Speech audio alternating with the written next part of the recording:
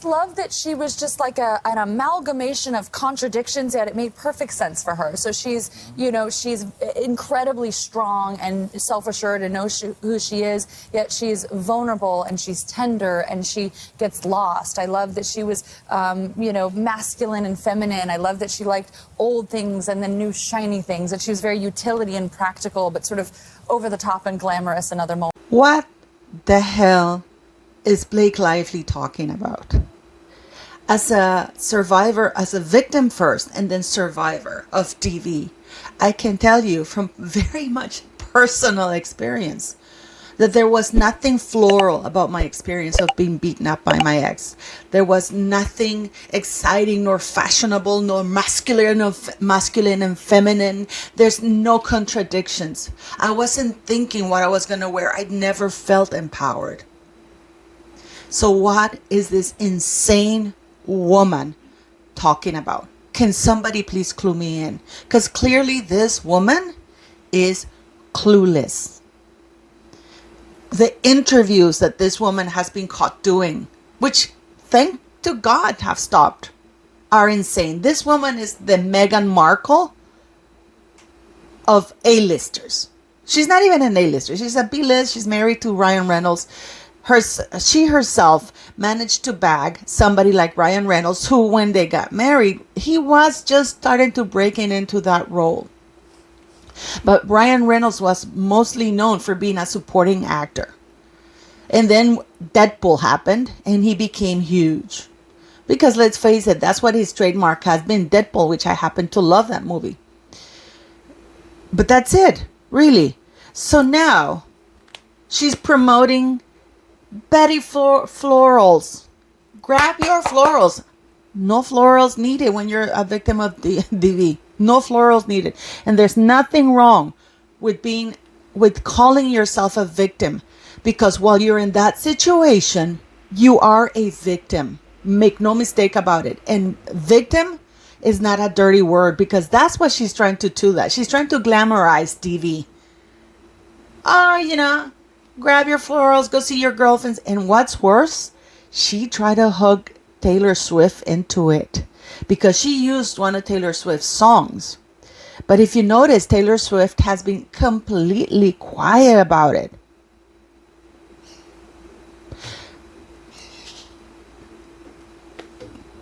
I mean, and what is worse, she set up Taylor Swift.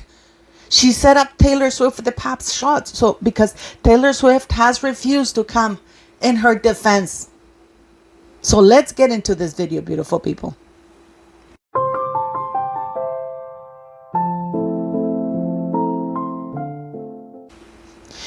You know that Blake Lively's done. This woman is done. And the worst thing that she did, we've all seen the interviews with Kirsty Flaw, her with Parky Posey, and then in other interviews with CBS, and another everywhere. This woman is everywhere. Promoting, but not promoting the movie, but promoting her brand, which is her hairline, which, by the way, if her hair is anything to go by, it sucks, because I have much nicer hair without using that cheap looking products. Promoting booze, Betty Booze, promoting Betty Florals. This is what she was talking about. Go grab your florals. We all know that DV is associated with alcohol. My ex used to use alcohol as an excuse of why he beat the crap out of me. I mean, is there ever an excuse needed? I don't think so. But they always blame it on something, don't they? And then this woman is asked, well, if somebody approaches you, survivors, how would you react? What would you do? Oh, you mean give him my phone number, my location? I mean, even her voice is annoying. And this woman is not naturally beautiful, because people are saying the drop dead gorgeous Blake Lively. Really? Drop dead gorgeous? You know, somebody once told me there's no ugly people. There's just poor people, because with enough money, you can change your appearance. God knows we've seen Kylie Jenner, and she wasn't ugly. She was a pretty girl, but I digress. So what's happening with Taylor Swift now? If you notice, Taylor Swift is usually very supportive of her friends. You know, she supported Hugh Jackman, and she supported other people. But But she's remained quiet about this whole scandal because even by Taylor Swift standards, this is taking the ball too far. So what does Blake Lively do like every D-list narcissist? She blames another person. She never takes accountability for her own horrible actions. She refuses to apologize. And what does she do? Oh, he kissed me for a little bit too long. Oh, he fat shamed me. And what is worse is that actually People Magazine and other outlets that are for her tried to run with that narrative until they were stopped. Because this guy is just too nice. This Justin Baldoni is just too nice. And then we have the guy playing Atlas, gives a huge posting on Instagram.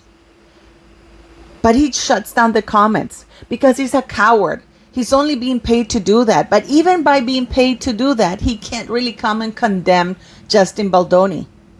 But why say anything at all if he's not going to allow discourse and that posting? Oh, they're women, and that the author, and that the women. What about the women? Just because you're a woman, it doesn't mean you're not a perpetrator. Even women can be abusive people, which clearly in this case, Blake Lively is, because she gives me those mean girl vibes. Entitlement, nepotism. She is the worst example of nepotism. It reminds me so much of Rachel Meghan Markle, because Rachel Meghan Markle never apologized. She always tries to. It's Meghan Markle textbook. I mean, do these women go to school and they get like Amber Heard, Meghan Markle, Jada Pinkett Smith, Blake Lively? Do they go to this school where they teach D-list narcissists how to trash other people? Because it's pretty much the same textbook everywhere. But the interesting part here is that Taylor Swift refused to publicly come and say anything on her behalf.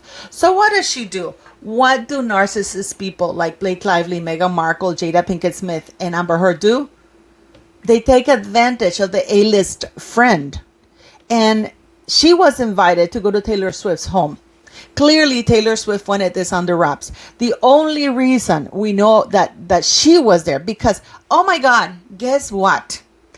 Backgrid and Page 6 and those people knew exactly the moment that Blake Lively was going to be outside at Taylor Swift's house with all these A-listers. They knew the exact moment. Of course not. This is Blake Lively basically trapping Taylor Swift because she wants the world to know. She wants to exploit Taylor Swift's fame.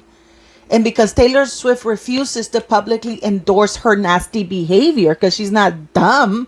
And even Taylor Swift can see that Blake Lively, it's a stinking ship. That woman will never work in California. And if she does, everything is going to stink. So she better stick to Betty Boos and the hair products. And the hair products, her hair is horrible. Her hair looks damaged, bleached, damaged. I mean, horrible hair.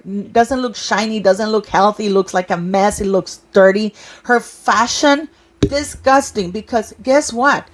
She berated Kjersti Flo, that Norwegian interviewer, by saying, oh, you're asking me about my fashion? And here she is talking about fashion, how fashion defines Lily Bloom. How she loves, what on earth is this insane woman talking about? But what is worse is that Taylor Swift has dumped her. There is no love lost between now Taylor Swift and Blake Lively. Because Taylor Swift is not stupid. She has to look at her image. She was okay inviting her, but did she really, really have to have those pictures out? In Blake Lively's mind, yes. Because she thinks that if people, the Swifties, see her associated with Taylor Swift, they're going to think twice before criticizing her again. But the Swifties are not stupid because Taylor Swift fans know that Taylor Swift is not a mean person that way. And that she would never stand for a victim of domestic DV to be mischaracterized that way. People like me who have gone through DV and moved past it and survived it Because being a victim, guys, is not a dirty word. Because one of the very much recurring themes, and this woman is saying, oh, it's not, that doesn't define her. It does define you. When you go through a traumatic experience like that, it does define you. It changes your character. It does define you. And there's nothing wrong that an experience defines you. You'll grow and learn from it, but it does define you. This bitch is crazy saying, oh, it doesn't define you, it empowers you. I can tell you, when my head was cracked open, when I had a broken bones, I didn't feel empowered. So now there's distance between Taylor Swift and Blake Lively. Do you think that this woman's career is ever going to recover? I particularly don't. She's the Rachel Meghan Markle of that. And not only that, she's impacting Ryan Reynolds' career because, unfortunately, she made sure everybody knew Ryan Reynolds was this involved. What the hell was Ryan Reynolds getting involved in something like this? Writing a scene? They rewrote one of the main scenes that actually was iconic. I mean, what is this woman? Another interviews and interviews after interviews keep coming out of how mean this woman is. How everybody has blocked her. How she was two-timing. Well, Ryan Reynolds was two-timing Scarlett Johansson with this woman. And another interview is about to drop of Blake Lively being mean for like straight 8 minutes. How much more of this, how much more exposure of this woman needs to take to understand that her career as an actress is over, that nobody wants to hear her stupidity in public. Thankfully, People Magazine, everybody has shut up about it. But we had that Atlas character saying those, oh, it's empowering, it's this message of the movie. Did you tell that to Blake Lively? That she's the one who screwed up the message of the movie. Justin Baldoni did not screw up the message of the movie. The woman that you are defending, the two women that you are defending, screwed up the message of the movie. They removed the importance of the message of the movie and focused it on Betty Florals, on Betty Boos, and Blake Lively's hair products and her fashion. They reduced the victim of extreme DV to a shallow idiot who should be empowered for being a victim of DV. Does that make any sense to anybody? So that actor should have kept his mouth shut, trying to defend the indefensible. But I mean, what do you guys think? Please leave me your thoughts and messages.